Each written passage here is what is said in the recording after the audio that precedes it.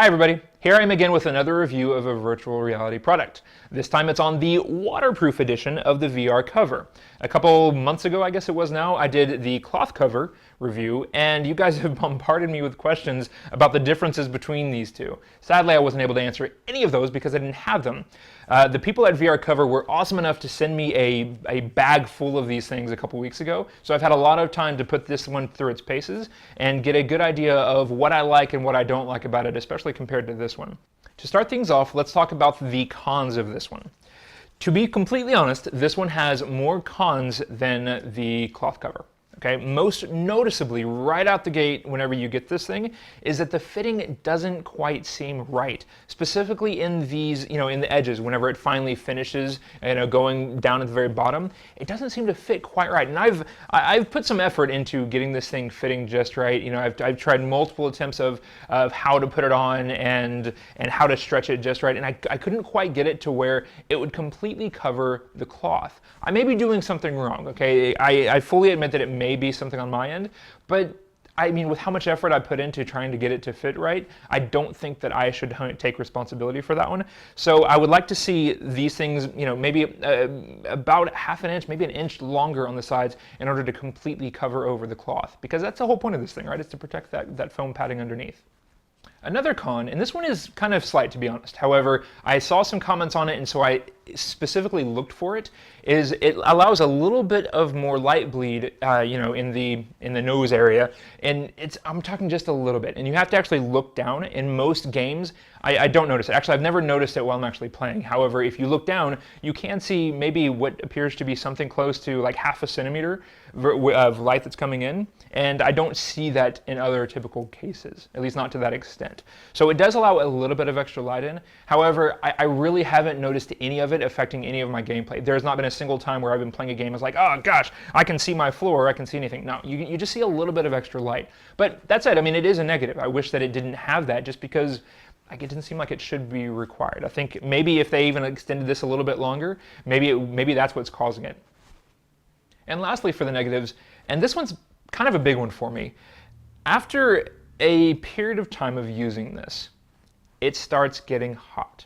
Not the Vive, not actually the cover itself, however, your face, it gets hotter. There is a significant difference between the temperature of my face right here versus, just like an inch above it after, let's say, like 30 minutes of playing Hover Junkers. It's significant, and it's actually kind of uncomfortable. Like whenever you take the headset off, it's sweaty right here. It's not pleasurable at that point. You definitely feel it, and it's just uncomfortable.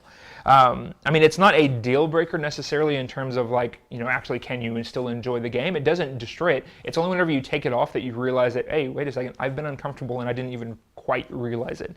So, and there's no way to protect that, right? Like this is I don't think this is leather, it's like a pleather texture, but I mean, it's straight on the face, it doesn't really allow it to breathe. So yeah, your skin's gonna get hotter and it gets clammy and it kind of, gets uncomfortable. So I don't necessarily think that I would use this for any lengthy play sessions at all. On the plus side, the build quality of this does seem like a higher quality product in terms of just how the stitching looks and everything around it. Like this seems like a more legitimate product than the cloth cover, just at first glance. Like it just seems like a higher quality build. So I do appreciate that about it. I don't think it really matters. Like I said in the last video, I mean, it's there if you look for it in terms of the imperfections and how it was stitched together, but it doesn't really matter. But just calling it out that I have noticed that this one, it does seem a lot cleaner on the stitch lines. And just in general, it seems to be more care has been put into the crafting of it, and that's with all the samples that I have. I've looked at each of them, and it seems to be fairly consistent beyond all of them. That means that there's also the consistency in that gap that I talked about at the beginning of this video, and that's not a good thing, but hey, at least they're consistent. And one last distinct positive is that this thing does do as advertised. The whole point of this cover is to make it to where you can wipe this thing off between going to another person. There's no problem with that at all. I mean, the sweat gets on this. You'll see it after you get done with it in grease, but you take some cloth, you wipe it off, and it is ready to go good as new for the next person. So for that, it definitely does what it needs to do.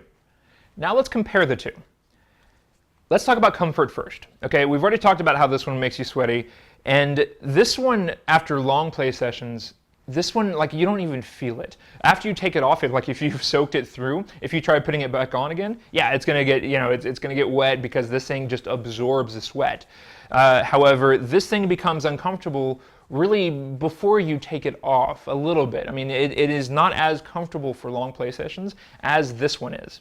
In terms of ease of use, again, this guy kind of loses because it is significantly more difficult to get this one fitted on the Vive, at least as good as I've been able to do it, compared to this one. This one actually goes off and on fairly easy. This one comes off just as easy. However, putting it back on and getting that right fit, it does seem to be more problematic than this one. It's not hard, all right, but it does take, let's say a minute and a half versus like 45 seconds for this one. Now that fitting time is not all that important really, like how long it takes to put this one on, it's not that significant because this one you don't have to take it off once you put it back on.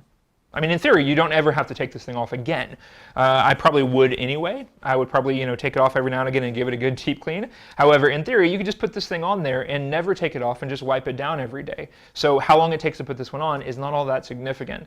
With how long it takes to put this one on, through a sweaty, few hours of playing the Vive, I may want to switch out to, one or two others of these just to keep my face from just being, completely smothered in my own sweat. So I don't know, I can't really decide who wins on that one. Yes, this one's quicker to put on than this one. However, you got to put on more of these. So I don't know, it's kind of a toss-up on which one you'd rather do. You do have to fuss with this one in order to get it on, but I don't know, it's up to you. At the end of the day, all the pros and cons included, each of these has its own place. I don't think that this is a straight, oh, this one's better than that one, or this one's better than that one. I don't think that fits for this. I think that these both have their own places. The winner for me, for my day-to-day use, is this guy. Okay, it is vastly more comfortable for me for long play sessions. I have a few covers here that I can just switch these out whenever it gets too sweaty, and then it's nothing to just throw these in the wash to get them clean again.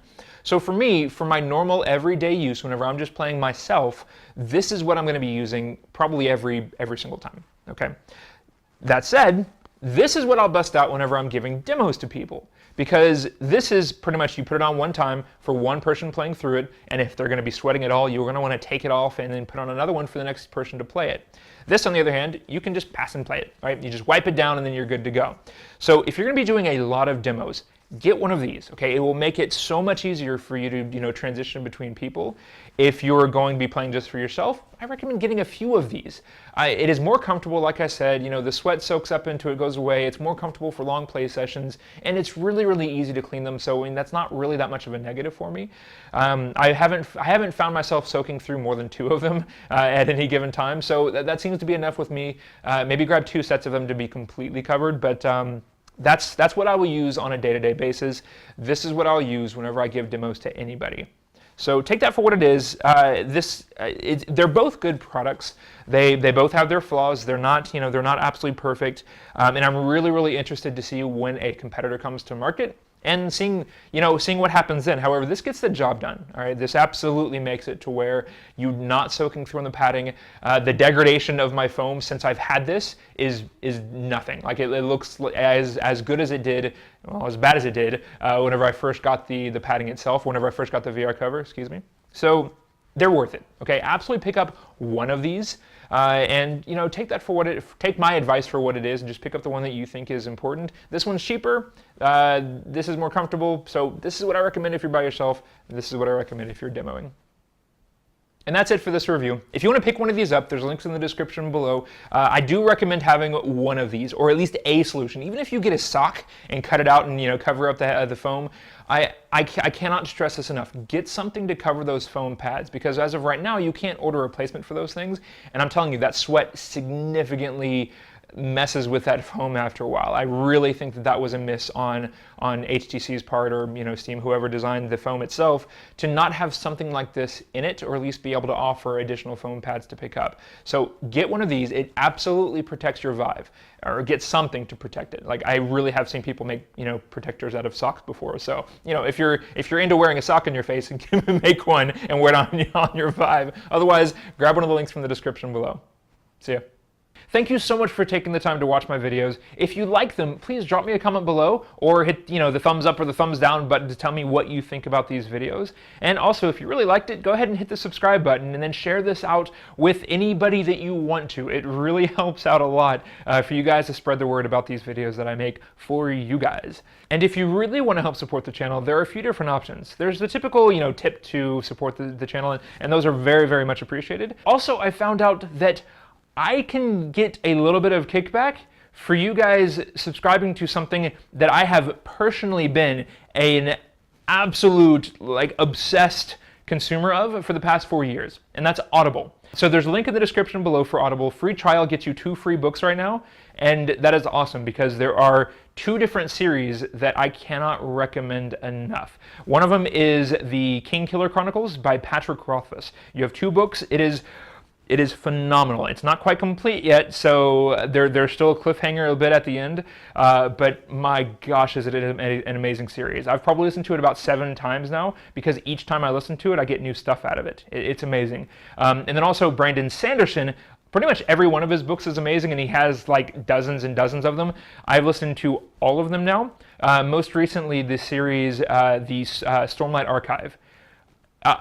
Unbelievable series. Okay, so if you are at all into fantasy genres at all, either of these 2 authors will absolutely blow you away, and specifically the 2 series that I've listened to. To give some validity in what I'm saying about how much of a fan I am of Audible, I have 3 months, 26 days, 15 hours, and 29 minutes of listen time through Audible.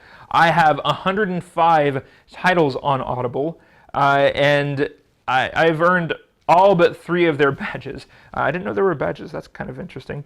More achievements to unlock. But anyway, check out the links below if you want to help support the channel and support yourself. I cannot recommend Audible enough. If you have a 30-minute commute, or if you ever, use the bathroom, Audible is amazing. So check it out. Do yourself a favor and use one of the links below to get yourself into Audible.